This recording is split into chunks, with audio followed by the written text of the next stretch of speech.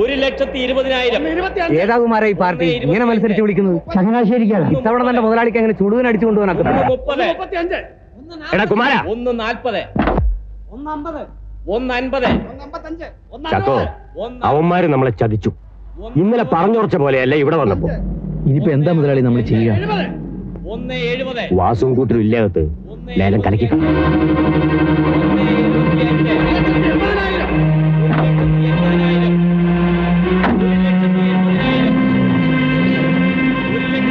ശ്രീകണ്ഠ മുതലാളി എന്താ വാലും ചുരുട്ടി പോയത്? അകത്തിരുന്ന് നാണം കിടന്നാന്ന് കരുതി. ആരും ബഹളം വെക്കരുത്. നിങ്ങൾ ആരും ബഹളം വെക്കരുത്.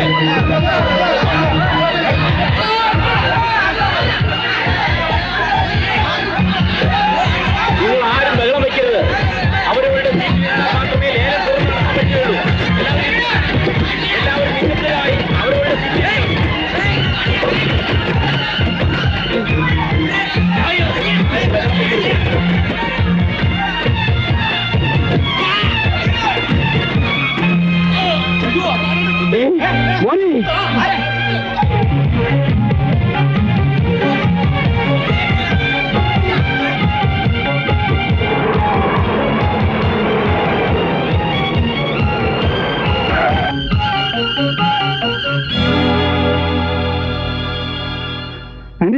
അമ്മാനോടെ എന്താ മണി? ആ സ്വാമി പേടിക്കണ്ട. ആ പോകാൻ പറ, അത് ഞാൻ നോക്കിക്കൊള്ളാം. നമ്മുടെ ആരും പിടികൊടുത്തിട്ടില്ലല്ലോ. ആ മണിയോടെ കസേര എടുത്ത് ഒറ്റ ഏറാ ഡീസൽ തലക്കിട്ട്. ആരുടെ? ആ എക്സൈസ് ഡെപ്യൂട്ടി കമ്മീഷണറുടെ പെട്ടെന്ന് തല താഴ്ത്തി കാരണം അങ്ങേര് രക്ഷപ്പെട്ടു. അതിനിടയ്ക്ക് മറ്റവന്മാര് നമ്മുടെ ആളുകൾ നേരെ തിരിഞ്ഞു. അപ്പോഴാ കുത്തിയത്. അവന്റെ കാറ്റ് പോയി കാണും. ദേ ഈ വാരിക്കട്ടാ കുത്തിയത്. ആര്? നമ്മുടെ വാസു. അല്ലാതെ ആർക്കാ ധൈര്യം വരിക? വാസു എവിടെയുണ്ട്? ചാത്തുണ്ണേട്ടന്റെ വീട്ടില്. എന്തൊക്കെയായി കേൾക്കുന്നത്? കുഴപ്പമാവോ? എടാ മണി, നീ വല്ലതൊക്കെ പറഞ്ഞ് കനകത്തെ പേടിപ്പിച്ചാണോ അല്ലേ? ഇതൊരു ചെറിയ പ്രശ്നം. കനകത്ത് പോയിക്കോളൂ. ചെല്ല്, വിഷമിക്കാൻ ഒന്നുമില്ല. എടാ, വാസു പോലീസിന്റെ കയ്യിൽപ്പെട്ട കുഴയും. ഉടനെ മാറ്റണം, ഒളിപ്പിക്കണം. എവിടെയാ മുതലാളി? മുക്കത്താവാം, കാർത്തികേയന്റെ വീട്ടിൽ. അവൻ നേതാവല്ലേ, ആരും സംശയിക്കില്ല. വേഗം പുറപ്പെടണം. ആ സാറ് ഞാൻ വിളിച്ച് പറഞ്ഞേക്കാം.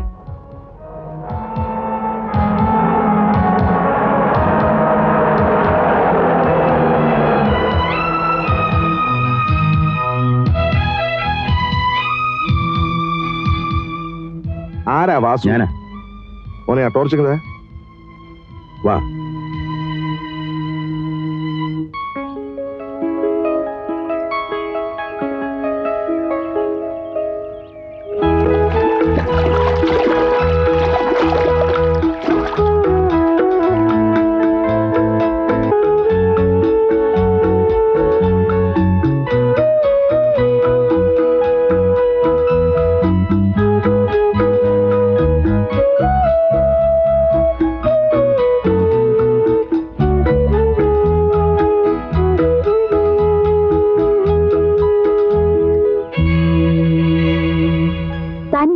ഞാൻ ശ്രീദേവി, മോള് വെക്കൂ. വാസു, തനിക്ക് കുടിക്കാൻ വല്ലതും കിട്ടിയോ? പുറത്തൊന്നും ഇങ്ങനെ ഇറങ്ങി നടക്കണ്ട.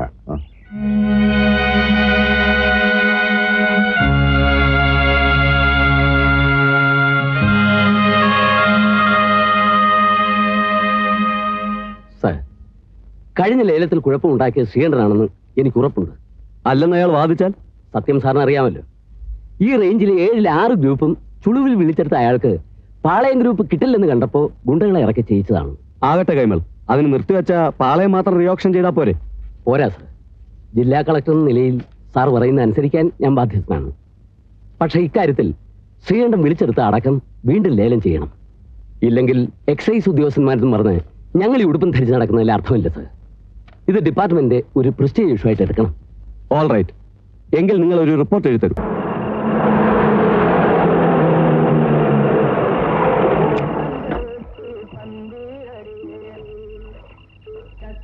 നിങ്ങളിവിടെ നിൽക്ക്.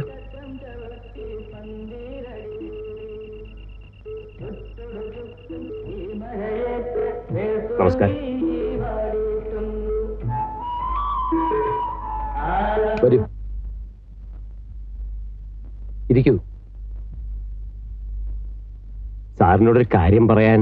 എന്താ? സാറിനറിയാലോ, കഴിഞ്ഞ വർഷം സർക്കാരിൽ നിന്ന് ചാരായം കിട്ടാതെ എനിക്ക് ഒത്തിരി നഷ്ടം വന്നു.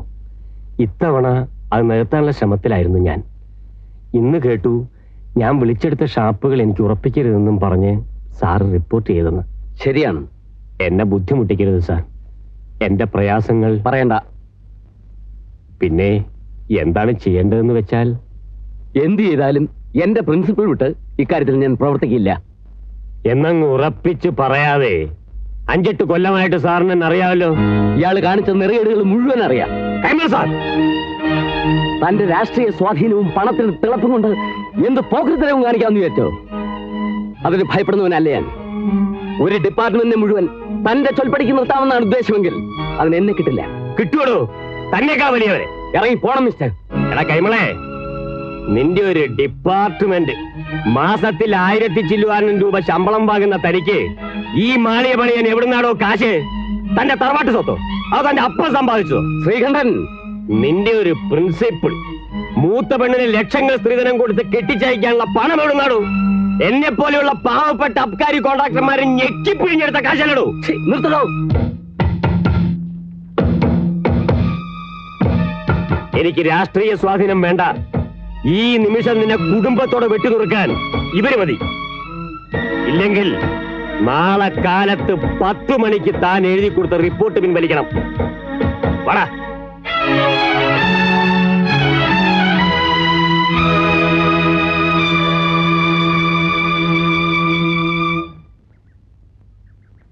കുമാരേട്ടാ, വാസുവിന്റെ കാര്യം എന്താ? നീ ഇങ്ങനെ തീ തിന്നണ്ട.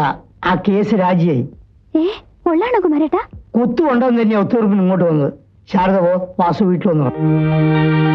ഞാൻ DC ഒന്ന് വരട്ടിയപ്പോ നമ്മൾ വിളിച്ച ഷാപ്പുകൾ നമുക്ക് തന്നെ കിട്ടി. ഇനി പാളയമേ ബാക്കിയുള്ളൂ, അതും കിട്ടും. നീ ഒളിവിലായതുകൊണ്ട് സ്പിരിറ്റാ കിട്ടാത്തത്. ഞാൻ പോവാൻ മലയാളി. അതുകൊണ്ട് കാര്യമില്ല. അവിടെ നിന്ന് സ്പിരിറ്റ് വരുന്ന KRC ഇങ്ങോട്ട് പുറപ്പെട്ടിട്ടുണ്ടാവും. സ്വാമി. ഓ,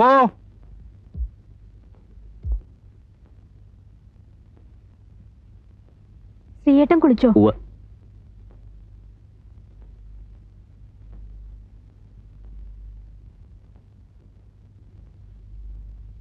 ഇനി വാസു പോയിക്കോ. ബാംഗ്ലൂർക്ക് പോകേണ്ട ദിവസം ഞാൻ പറയാം. കനകത്തെ ഏൽപ്പിച്ചോളൂ. എന്താ ഇത്? KRCക്ക് കൊടുക്കാനുള്ള കാശാ. നമ്മൾ ഇന്ന് എസ്റ്റേറ്റിലേക്ക് പോകുന്നു, അയാൾ അവിടെ എത്തും. ഞാൻ ഇന്ന് കുറച്ച് കൂടുതൽ കുടിച്ചു. എന്നെ കാണാത്ത വിഷമം കൊണ്ടാ. ഇപ്പൊ തീർന്നില്ലേ വിഷമം? ആ, തീർന്നു.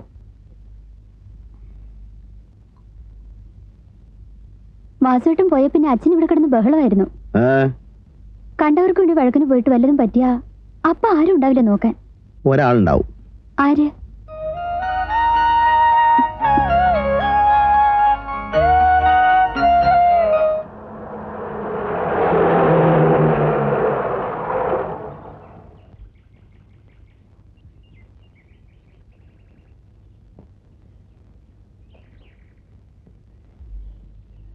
KRC എപ്പോ എത്തി? നിങ്ങൾ പോയ ഉടനെ.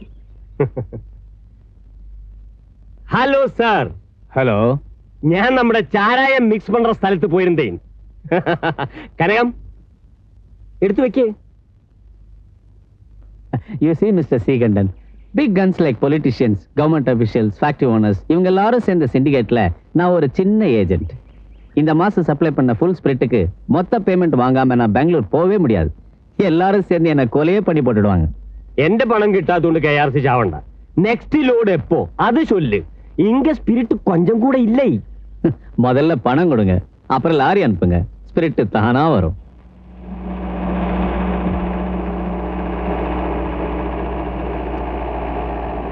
സാർ, നമുക്ക് കിട്ടിയ ഇൻഫർമേഷൻ തെറ്റാണെന്ന് തോന്നുന്നു. 3-4 മണിക്കൂറായില്ലേ നമ്മളിവിടെ. വെയിറ്റ് മിസ്റ്റർ ജയപ്രകാശ്, എനിക്ക് വിവരം തന്നവർക്ക് പിഴക്കില്ല.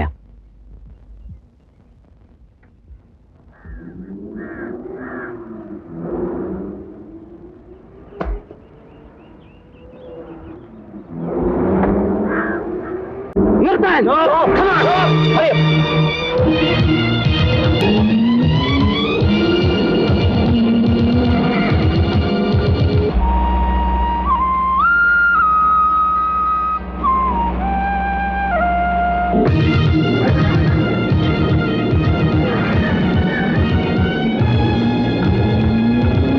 ചാക്കോയോ എവിടെ വെച്ച്? സാർ എവിടുന്ന് കൈ കാണിച്ചെന്ന് ഞാൻ കണ്ടില്ല.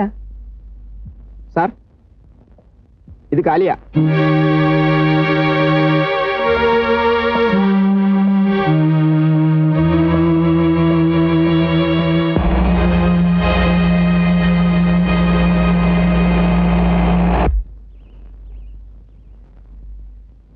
ആ കനകം, ഞാനിപ്പോ വരാം.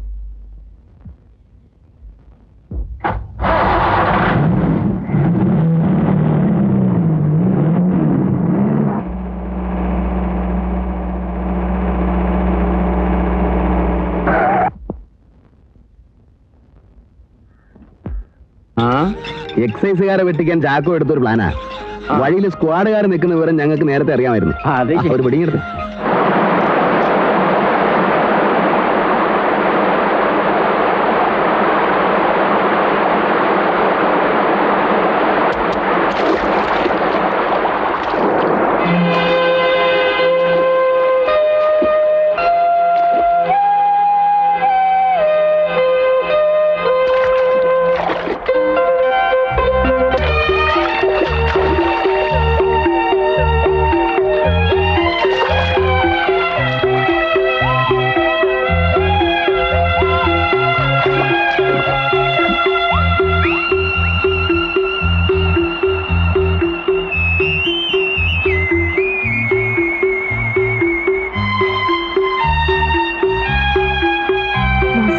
മുതലാളി ശമ്പളം തരുന്നത് ഈ ജോലിക്കല്ല.